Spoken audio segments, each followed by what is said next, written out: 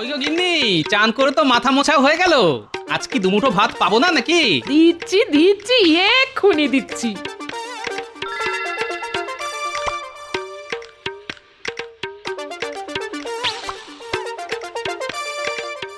এই বলছি, শোনো না, অনেক দিন ধরে তোমাকে একটা কথা বলবো বলবো করছিলাম, কিন্তু কিছুতেই বলতে পারছি না গো। কি কথা? চটপট বলে ফেলো। বলছিলাম কি, আমাকে একটা সুন্দর দেখে নাকের নথ গড়িয়ে দাও না গো। কতদিনের ইচ্ছে একটা সুন্দর ঝুমকো নাকে নথ পরবো। আয়, ওই শুরু হয়ে গেল। এমনিতেই মাসের শেষ, তার উপর এখন বায়না। ওই ওই তোমার সব সময় মাসের শেষ। কি মরতে রে বাবা, এই সংসারে আমাকে বিয়ে দিয়েছিল কে জানে। ধুর, আমি চলেই যাব। ধুত্তরি। তাহলে সভাসদগণ, রাজসভা শুরু করা যাক। এ কি গোপাল, কাঁদছো কেন তুমি? সব শেষ হয়ে গেছে মহারাজ, সব শেষ হয়ে গেছে। আর মনে হচ্ছে বেশি দিন বাঁচবো না। এ কি গোপাল, তুমি তুমি এরকম হাহুতাশ করে কাঁদছো কেন? এরকম ভাবে কেঁদো না গোপাল, কেঁদো না, নইলে আমিও কিন্তু এক্ষুনি কেঁদে দেব গোপাল। এই দেখো, আরে আরে সমস্যাটা কি সেটা বলবে তো, নইলে বুঝবো কি করে বলো? ওসব কিচ্ছু না মহারাজ, সব নাটক নাটক। আপনি গোপালের প্রয়োজনায় একদম পা দেবেন না। আরে কি মুশকিল, এ বেটা তো কেঁদেই চলেছে। মহারাজ, আমাকে একটা মোহর দিন, মাত্র একটা, তাহলে সব সমস্যার সমাধান হয়ে যাবে। নইলে আমার গিন্নি বাড়ি ছেড়ে চলে যাবে। হ্যাঁ, একটা মোহরে কি হবে গোপাল? গিন্নিকে একটা নাকের নথ বানিয়ে দেব, নইলে বাড়ি ছেড়ে চলে যাবে। তখন আমাকে কে রান্না করে খাওয়াবে মহারাজ? আর আমি না খেলে মরে যাব। তখন আপনাকে কে সাহায্য করবে মহারাজ? আরে এই কথা আগে বলবে তো, এত কান্নাকাটি করার কি ছিল? এই নাও একটা মোহর। ঠিক বেটা পটিয়ে পাটিয়ে মহারাজের কাছ থেকে একটা মোহর বাগিয়ে নিল। হ্যাঁ, মন্ত্রী, কখনো কারো ওপর হিংসে করো না, তাহলে কিন্তু আখেরে তোমারই ক্ষতি হবে। গোপাল আমার রাজসভার সদস্য, আরেকজন রাজা হিসেবে তার রাজসভাসদের বিপদের সময় পাশে দাঁড়ানোটা আমার কর্তব্য। তাহলে মহারাজ আমাকে 1000 মোহর দিন, গিন্নিকে হীরের গয়না গড়িয়ে দেব। ওই তো তোমার হিংসা শুরু হয়ে গেল তো। হিংসে নয় মহারাজ, প্রয়োজন প্রয়োজন। গোপালের গিন্নির যদি নাকের নথ প্রয়োজন হয়, তাহলে আমার গিন্নিরও হীরের গয়না প্রয়োজন। মন্ত্রীমশাই, ওটা প্রয়োজন নয়, ওটা বিলাসিতা। গোপাল একদম ঠিক কথা বলেছে। হ্যাঁ মন্ত্রী, তুমি প্রয়োজন আর বিলাসিতার মধ্যে পার্থক্যটা বুঝতে শেখো। বেটা বেঁটেটার জন্য মহারাজের এত দরদ যেন একেবারে উথলে উঠছে, দেখলেও গা জ্বলে যায়। না, এর একটা বিহিত করতে হবে। যত অবিচার আমার জন্যে আর সুবিচার গোপালের জন্যে, এমন একটা চাল দেব মহারাজ কেঁদেও কুল পাবে না।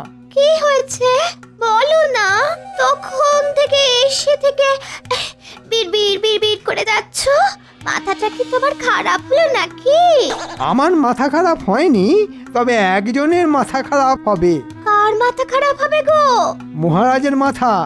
এমন একটা চাল ভেবে রেখেছি যে মহারাজ দিশেহারা হয়ে যাবে। আরে বাবা, কি হয়েছে সেটা বলবে তো? তখন থেকে খালি নিজেই বলে যাচ্ছ। গোপাল রাজসভায় এসে একটু ন্যাকা কান্না করলো বলে ওর গিন্নির জন্যে নাকের নথ দরকার। মহারাজ দরদে উছলে উঠে 1 মোহর ধরিয়ে দিলেন, আর আমি বললাম আমার গিন্নির হীরের হার দরকার। মহারাজ আমাকে কাঁচকলাও দিলেন না। এটাই তো চিরকালের নিয়ম গো। গোপাল মহারাজের কাছে এসে মিষ্টি মিষ্টি করে কথা বলে আর আয়েশ করে পায়েস খেয়ে চলে যায়, আর তুমি হাঁ করে তাকিয়ে থাকো। তোমার দ্বারা কিছুই হবে না। তোমার সংসারে এসে আমার জীবনটা জঞ্জাল হয়ে গেল। আর চিন্তা করো না গিন্নি, এবার তোমাকে রোজ নতুন নতুন রাজকীয় গয়না পরাবো। তারপর মহারাজ বুঝতে পারবে রোজ রোজ ঘুঘু কিভাবে খেয়ে যায় ধান।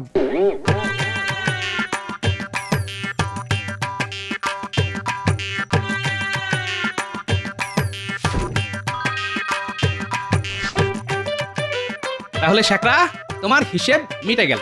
হ্যাঁ গোপাল দাদা। আচ্ছা তোমাকে একটা কথা বলি, বলছি যে এই নকশার নথটা গিন্নির পছন্দ হবে তো? পছন্দ হবে না মানে হতেই হবে। এটা এটা রাজা বাদশার বাড়ির নকশার আদলে বানানো নথ। বেশ কয়েক বছর আগে কৃষ্ণনগরের রানীমার জন্য এইরকম একটা নথ বানিয়েছিলাম। পছন্দ হলেই রক্ষে। ঠিক আছে শ্যাকরা, আসি তাহলে। হ্যাঁ গোপাল দাদা, এসো এসো।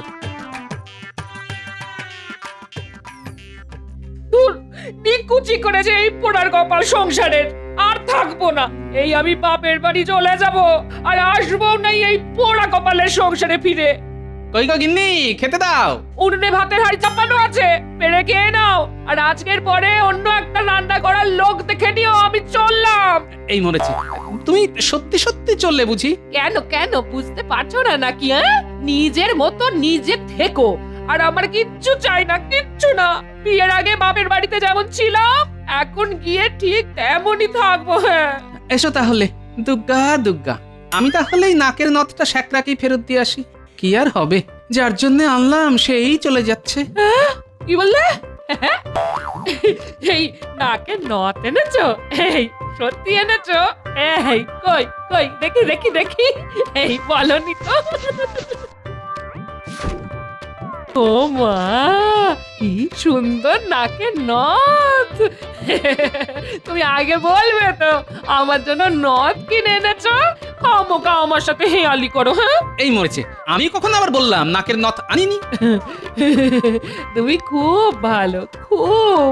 এই দাঁড়াও, তোমার জন্য ভাত বেড়ে দিচ্ছি, মুখ হাত ধুয়ে বসো।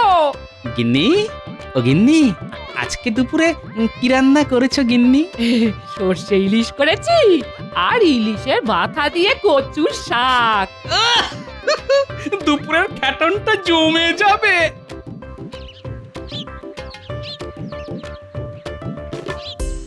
গিন্নি, ইলিশ পেলে কোথায়? আমি তো আজকে বাজার থেকে ইলিশ মাছ আনিনি। ওই তো সকালে পুটির মা একটা গোটা ইলিশ মাছ দিয়ে গেছিল। পুটির বাবা নাকি আজকে নদীতে মাছ ধরতে গিয়ে কয়েকটা ইলিশ মাছ পেয়েছে জানো, তাই আমাদেরকে একটা দিয়ে গেল। বাহ বাহ বাহ, বেশ বেশ বেশ। জানো তো গিন্নি, তোমার এই নথ কেনার জন্য আজকে মহারাজ আমাকে একটা মোহর দিয়েছেন। আমি অনেক কান্নাকাটি করেছিলাম তো।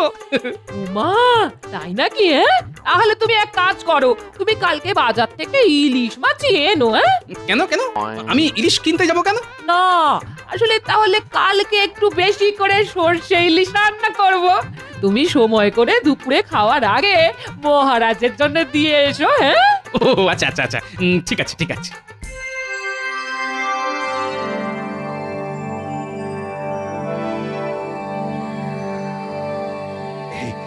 জানো রানী, আজ রাজসভায় না একটা মজার ঘটনা ঘটেছে। কি ঘটনা মহারাজ? গোপালের রাজসভায় এসে সে কি কান্নাকাটি বলছে, ওর গিন্নিকে নাকের নথ না গড়িয়ে দিলে ওর গিন্নি নাকি বাড়ি ছেড়ে চলে যাবে। তারপর কি হলো? তারপর আর কি, গোপালকে একটা মোহর দিলাম, গোপাল খুশি, আর রীতিমতো মন্ত্রী জ্বলতে থাকলো। হ্যাঁ হ্যাঁ, আপনি আপনার রাজসভাসদ আর প্রজাদের কথাই ভাবুন। এদিকে আমার জন্য কত বছর ভালো গয়না গড়িয়ে দেননি, মনে আছে? এ আবার কেমন কথা বলছো রানী? তুমি একবার মুখ ফুটে বললেই পারতে। ঠিক আছে, কালকে দুপুরে শ্যাকরাকে ডেকে পাঠাবো। তুমি তোমার পছন্দ মতো গয়না গড়াতে দিও। না না না, টাকা পয়সা খরচ করে নতুন কিছু বানাতে হবে না আপনাকে। আমার পুরনো গয়না ভাঙিয়ে বরং নতুন গয়না গড়াবো। ঠিক আছে ঠিক আছে, তোমার যা ইচ্ছে তাই হবে। অনেক রাত হলো তো,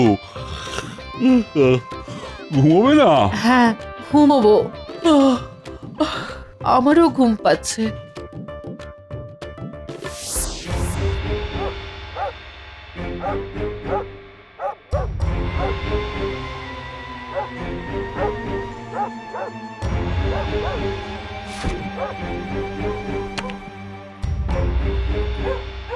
কি মন্ত্রী মশাই, আজকে এত রাতে আমাদেরকে ডাকলেন? কোনো কাজ আছে নাকি? শোন, এতদিন তোদেরকে দিয়ে যা কাজ করিয়েছি ওসব চুনোপুটি কাজ, কিন্তু আজকে যে কাজটা করাবো সেটা করতে পারলেই রাঘব বোয়াল। হ্যাঁ, আমরা কি ওই ঝুড়ি কোদাল নিয়ে বোয়াল মাছ ধরবো মন্ত্রী মশাই? তার নামটাই শুধু ঘটা। কিন্তু তোর ঘটে এতটুকু বুদ্ধি নেই। আপনি আমাকে বলুন মন্ত্রী মশাই, আমি সব ব্যাপারটা একাই সামলে নেব। না, এই কাজ একা একা করতে পারবি না, তোদের দুজনকেই করতে হবে। আর করতে পারলে তোদের আর ভবিষ্যতে কোনো কাজই করতে হবে না। সারা জীবন এই কাজের ওপর ভিত্তি করেই রোজগার হতে থাকবে। কি কাজ বলুন মন্ত্রী মশাই? কোনো চিন্তা করবেন না মন্ত্রী মশাই, ঠিক কাজ হয়ে যাবে। হ্যাঁ, আচ্ছা, আমার এই সীতাহারটা খুব পছন্দ, আর এই কানের দুলটা। এই সীতাহারটা মোটামুটি 5 ভরি হবে, আর ওই ঝুমকো কানের দুলটা 3 ভরি, তাহলে মোট হলো গিয়ে 8 ভরি। হিসেব করলে 8 গুণ। আমি আপনাকে আমার পুরনো 8 ভরির গয়না দেব, আপনি ওটা ভেঙে এগুলো গড়িয়ে দিন, আর আপনার যা মজুরি হয় সেটা নিয়ে নিন। আচ্ছা, ঠিক আছে। তুমি এখানেই বসো, আর আমি পুরনো গয়নাগুলো নিয়ে আসছি।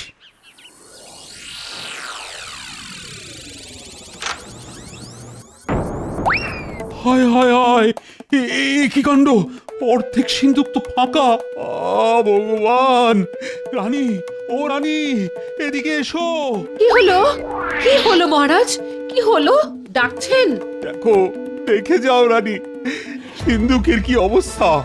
অর্ধেক সিন্ধুক ফাঁকা হয়ে গেছে। মহারাজ, মহারাজ, আমি আপনার জন্য সর্ষে ইলিশ নিয়ে এসেছি, আমার গিন্নি বানিয়েছে। তুমি রাখো তোমার সর্ষে ইলিশ, আমার সব সম্পত্তি শেষ হয়ে গেল।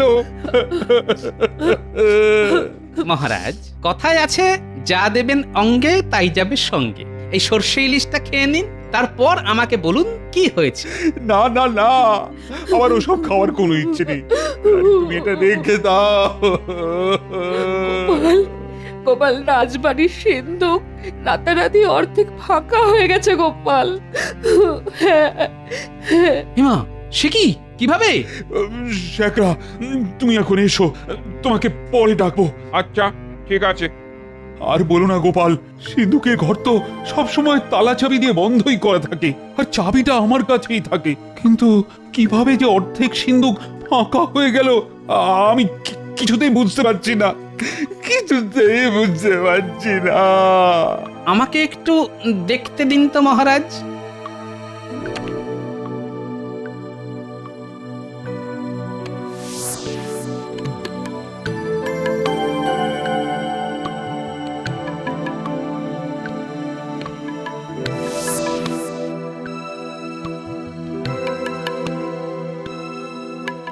দেখো না, দেখো গোপাল, ঘরে অন্য কোনো জানলাও নেই যে জানলা ভেঙে ঘরে ঢুকবে।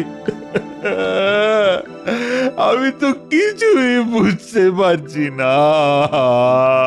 কোথাও তো কিছু আছে, নইলে চোরেরা ঢুকলো কিভাবে? আরে আমি তো সেটাই বুঝতে পারছি না। রাজবাড়িতে যখন তখন কেউ ঢুকতে পারে না, সব সময় প্রহরীরা পাহারা দেয়। একেই বলে বজ্র আটনি ফসকা গেরো। গোপাল, ও গোপাল, তুমি এসব বলো না, আমার খুব কান্না পাচ্ছে। রাজবাড়ির কত গয়নাগাটি, মোহর, তার অর্ধেক চুরি হয়ে গেল, আর তোমার আনন্দ হচ্ছে। না না না, তা নয়, তা নয়, আমি এমনিই বলছিলাম আর কি। দাঁড়ান দাঁড়ান, আগে চারিদিকটা ভালো করে দেখি। না, কোথাও তো কিছু দেখতে পাচ্ছি না। তাহলে চোর এলো কখন আর গেলই বা কখন?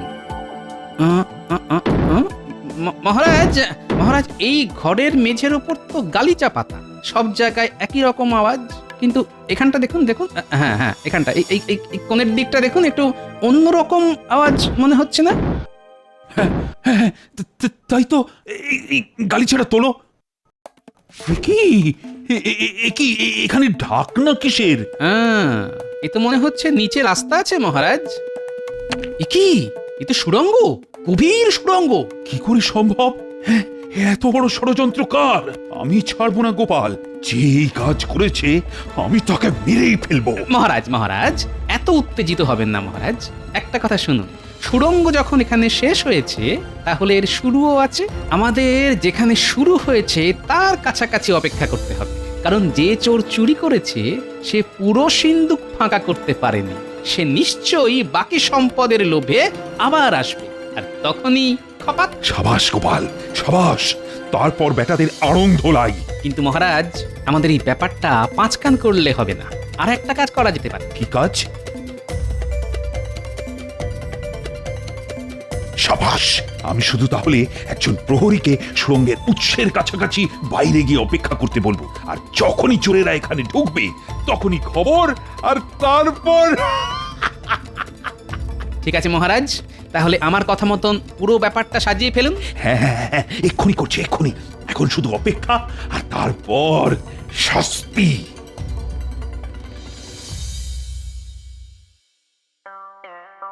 কি গিন্নি, তুমি খুশি তো? খুশি মানে আজ আমি দারুণ দারুণ খুশি। আমি কোনোদিন স্বপ্নেও ভাবতে পারিনি আমি এত গয়না পরতে পারবো। এ তো সবেমাত্র অর্ধেক গিন্নি, আজকে রাতে আরো পাবে। এতদিন পরে তুমি একটা কাজের কাজ করতে পেরেছো। ওহ, আমাকে কি সুন্দর রানী রানী দেখতে লাগছে।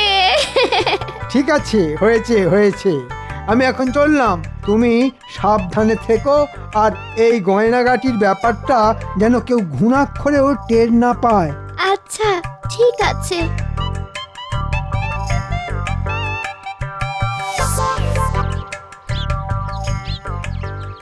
শোন, কালকে রাতে তো অর্ধেক কাজ হয়ে গেছে, আজকে রাতে বাকিটা করে ফেলতে হবে। কিন্তু আমাদের বকশিসটা? এই নে। হ্যাঁ, এ কি মন্ত্রী মশাই, এত বড় দুঃসাহসিক কাজ করে এই এই একটা মাত্র মোহর? এখনো কাজ তো তোদের শেষ হয়নি। কাজ হয়ে গেলে আমি তোদেরকে টাকা পয়সা ভরিয়ে দেব, তারপর আমরা সবাই এ রাজ্য থেকেই চলে যাব সোজা বিদেশে। ঠিক আছে মন্ত্রী মশাই, আপনার কথা মতো কাজ হয়ে যাবে।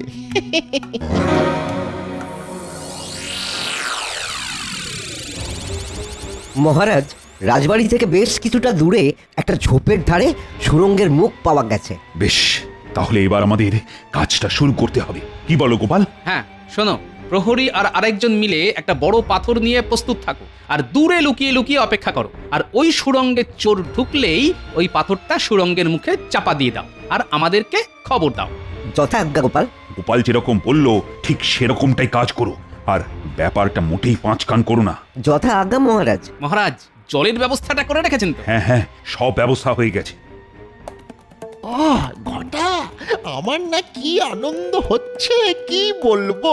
ও, আনন্দ তো আমারও হচ্ছে রে বটা। ও, শুধু একটা রাত, হ্যাঁ একটা রাত, তারপরে সোজা বিদেশ। হ্যাঁ, এ তো বটা ঘটা। আচ্ছা, তার মানে দেখ, ওই দেখ গর্তের মধ্যে ঢুকে গেল। চল তাহলে আমরাও আমাদের কাজটা সেরে ফেলি, চল।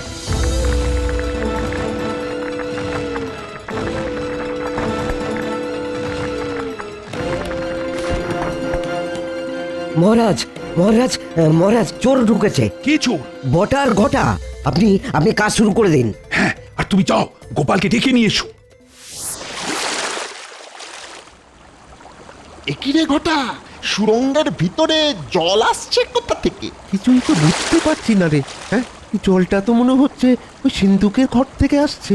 ওরে, তার মানে আমাদের পরিকল্পনা মহারাজ ঠিক বুঝতে পেরেছেন। পালা পালা ঘটা, পালা।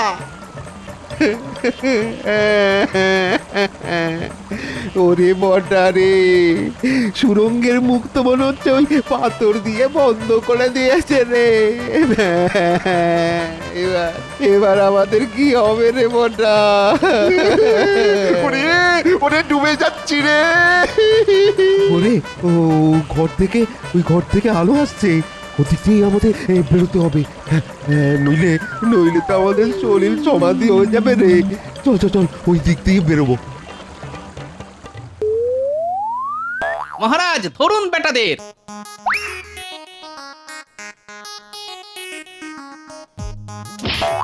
সেনাপতি তুমি এদের আচ্ছা করে মুগুর ধোলাই দাও। মহারাজের সঙ্গে চক্রান্ত কত সাহস! সিন্ধুকের অর্ধেক সম্পত্তি হাওয়া করেছে, আজকে আরো অর্ধেক হাওয়া করার চক্রান্ত। দিন আচ্ছা সে ধোলাই দিন। আরে আরে আমাদেরকে আমাদেরকে এত মারছেন কেন? ওরে বাপ রে, সব ষড়যন্ত্র তো ওই মন্ত্রী মশাইয়ের। ওনার কথাতেই তো আমরা এই কাজগুলো করেছি। ওনার কাছেই সব কিছু আছে, সব কিছু আছে। সেনাপতি এক্ষুনি মন্ত্রীকে দড়ি বেঁধে নিয়ে এসো, আর যা যা চুরি করে গেছে সব নিয়ে এসো।